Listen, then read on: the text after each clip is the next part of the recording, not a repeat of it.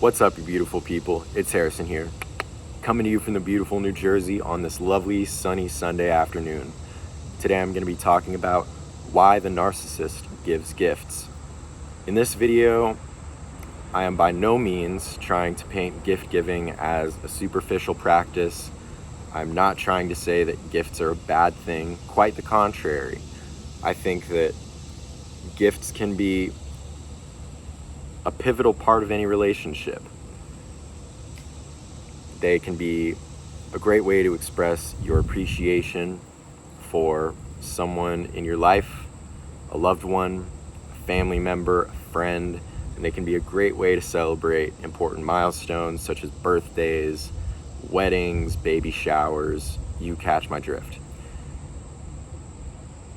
However, narcissists view gifts as a way to control you. They use gifts as a way to control you differently depending on which stage of the narcissistic abusive cycle you are in. During the idealization phase, narcissists will give extravagant, sometimes very overpriced gifts as a means of overcompensating for their lack of empathy. Narcissists are unable to genuinely express their appreciation for you, or any of their loved ones for that matter. For this reason, they will use superficial, materialistic goods in order to maintain their facade of appreciation. These extravagant,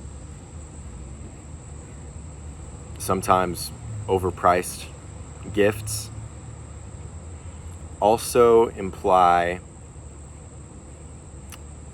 a sense of loyalty. They often imply the expectation of an equivalent favor in return. They imply an expectation of a similarly extravagant gift in the future. And like I said before, these extravagant gifts are meant to control you. I remember during my 21st birthday, the narcissist told me he was going to buy a very special guitar for me. It was a limited edition, signature model that I had wanted for many years. He was going to give it to me for my birthday. He pre-ordered it. He promised that it was going to arrive a little bit after my birthday. I said, okay, that's fine. I'm very grateful for it. And obviously it didn't show up during mid-August. He kept pushing the date back as to when it was expected to arrive. And I later came to find out that he used this gift as a means of triangulation. He used this gift as a means to slight our other friend and as an attempt to discard our other friend. Because our other friend wasn't willing to pay the outrageous amount of money that the narcissist was to buy this gift, which is understandable.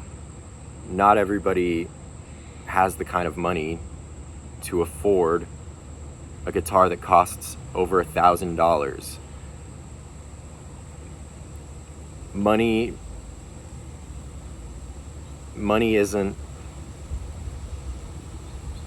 isn't, it should never be a factor when you're giving a gift to somebody.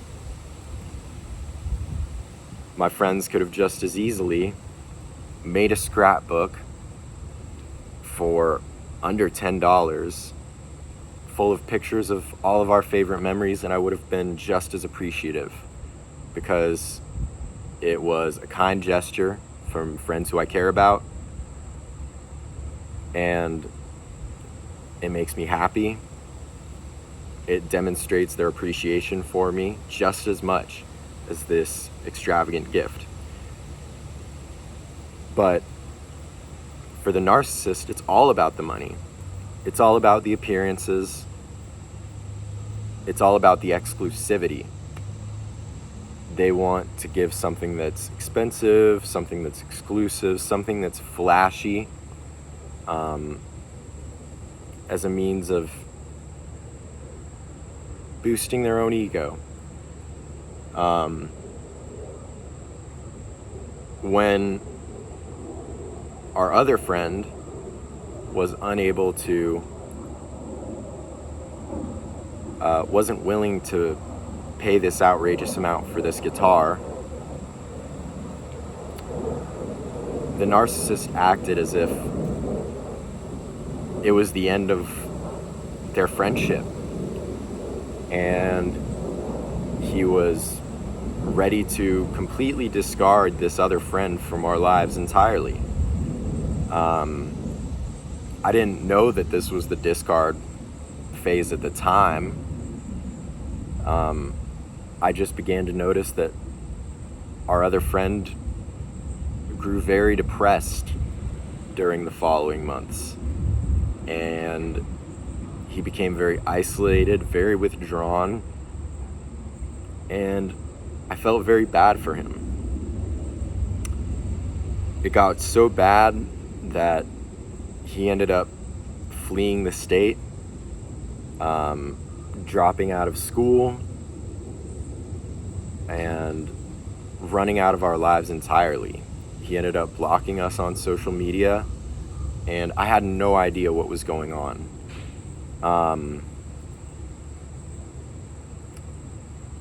Due to this whole ordeal, the narcissist also used gift giving as a means of control during our other friend's discard stage. During his discard stage, the narcissist told me that he thought it would be a funny idea to give our friend a $5 bottle of vodka as a birthday gift, because our other friend had apparently betrayed him so much. And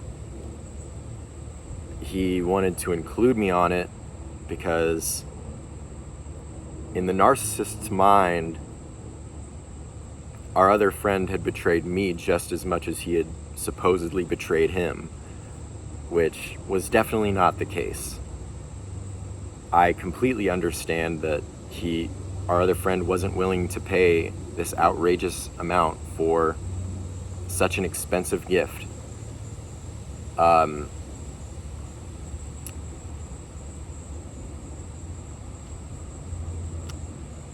So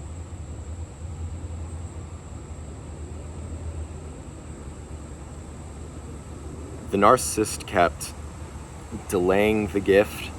He kept telling me it was going to arrive, and he would always promise that he wasn't lying about it.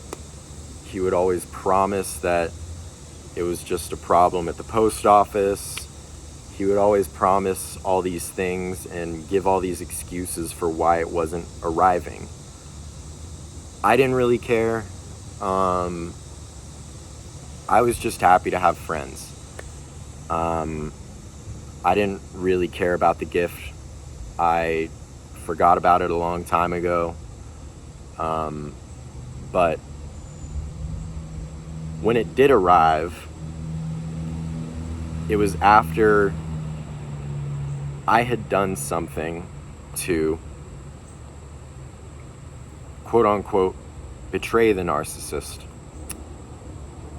And this is when the dark side of the narcissist's gift giving began to show. Once you receive an extravagant, sometimes overpriced gift from a narcissist, they will always hold it over your head. And they will always use it as a prime example of their excellent treatment of you. So if you do something to betray them, they will always bring up the example of their gifts as one of their many selfless good deeds.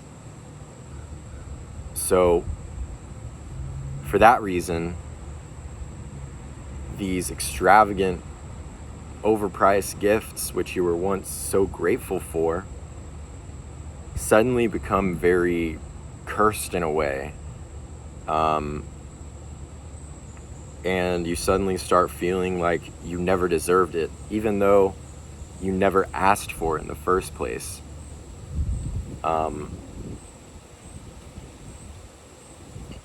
If I'm being honest, I came from a relatively affluent background. I grew up with a lot of privilege, and I rarely want for anything. But this is something that the narcissist likes to use. The narcissist will see your status, and to them, that's the only thing that matters. They're only obsessed with fancy cars, fancy watches, appearances, extravagant gifts. But what they completely miss is the sentiment behind the gift. They don't understand that a scrapbook full of your favorite memories as friends could be worth 1,000 times more than any Rolex or Ferrari that they could possibly give you. They don't realize that at all. And to me, that's one of the more tragic parts of being in a narcissistic relationship, whether it's a friend, whether it's a family member, whether it's a coworker. That's one of the most tragic parts about it. They use gifts as a means to corner you. When the narcissist gives you a gift that is so extravagant and overpriced, you have no option but to feel grateful. You feel extremely grateful. And, it's a great thing. It's great to receive gifts. But there's always that thought in the back of your mind that they have an ulterior motive, which they do.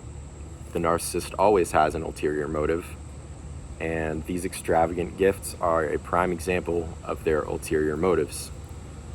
They use extravagant gifts as a means to superficially represent their control over you and their good deeds and their generosity. It's all a means to boost their own ego. It's never about you. In the narcissist's mind, it's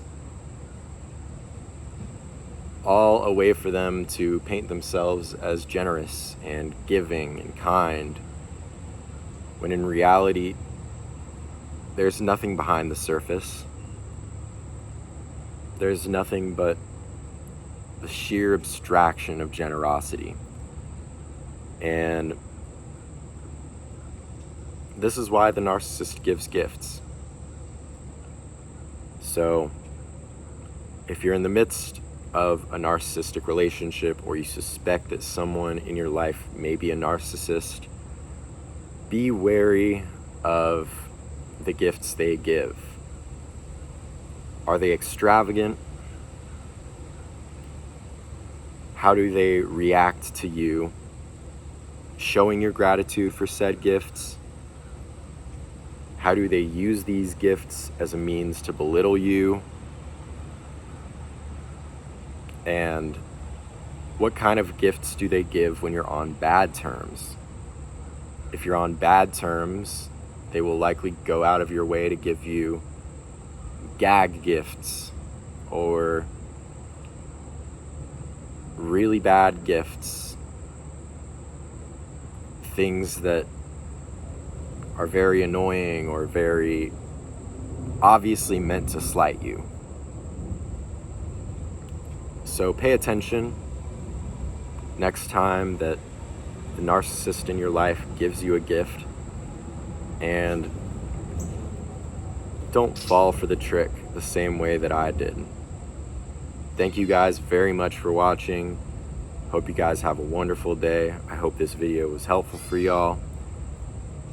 Peace.